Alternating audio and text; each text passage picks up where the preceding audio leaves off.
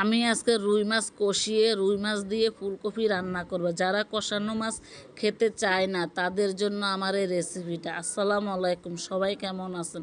আলহামদুলিল্লাহ, আমিও ভালো আছি। আমি আজকে আরেকটি ব্লগ নিয়ে আসলাম।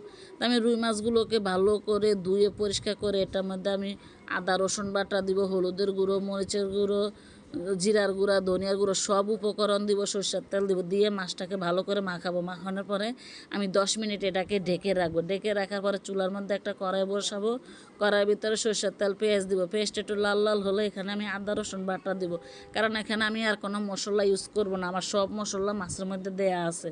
তারপরে মশলাটাকে ভালো করে কষিয়ে নেওয়ার পর আমার মাখানো মাছটা আমি এটার মধ্যে দিয়ে দিব। যারা কষানো মাছ খেতে চায় না, আমি যেভাবে রান্না করতেছি আপনারা বাসায় এভাবে ট্রাই করবেন, খেয়ে কিন্তু খুবই মজা পাবেন।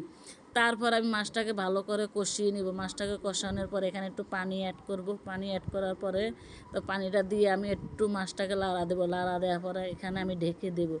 ঢেকে দেওয়ার পরে মাছটাকে আবার একটু লাড়া দেবো। আবার একটু লাড়া দেওয়ার পরে তারপরে মাছটাকে আমি একটা বাটির ভিতরে তুলে রাখবো। মাছটাকে একটা বাটির ভিতরে তুলে রাখবো। তারপরে আমি এখানে ফুলকপি আলু দিয়ে দিব। ফুলকপি আলু দিয়ে আমি এটাকে কষাবো। এটাকে ঢাকনা দিয়ে এটাকে কষিয়ে নিব। কষিয়ে নিয়ে আবার ঢাকনা সরিয়ে এটাকে লাড়া দেবো। এটাকে লাড়া দেওয়ার পরে এখানে আমি একটু পানি অ্যাড করবো। এখানে আমি পানি দিয়ে দিব। পানিটা যখন বলক আসবে তারপর আমি এখানে মাছগুলো দিয়ে দিব, কারণ আমার এটা হচ্ছে কষানো মাছ, তার কারণে আমি আমার ঝোলটা বলক আসছে আর আমি সাথে সাথে মাছটা দিয়ে দিয়েছি। তারপর এখানে আমি টমেটো দিয়েছি, কাঁচামরিচ দিয়েছি। এটা দেওয়ার 10 মিনিট পরে আমি এখানে ভাজা জিরার গুঁড়া দিব। ভাজা জিরার গুঁড়া দেওয়ার পর এখানে আমি ধনিয়া পাতা দেবো, কারণ ধনিয়া পাতা না দিলে ফ্লেভার ভালো হয় না, খেতেও ভালো লাগে না। তারপর আমি একটা বাটির মধ্যে এভাবে তুলে রাখবো। আল্লাহ হাফেজ।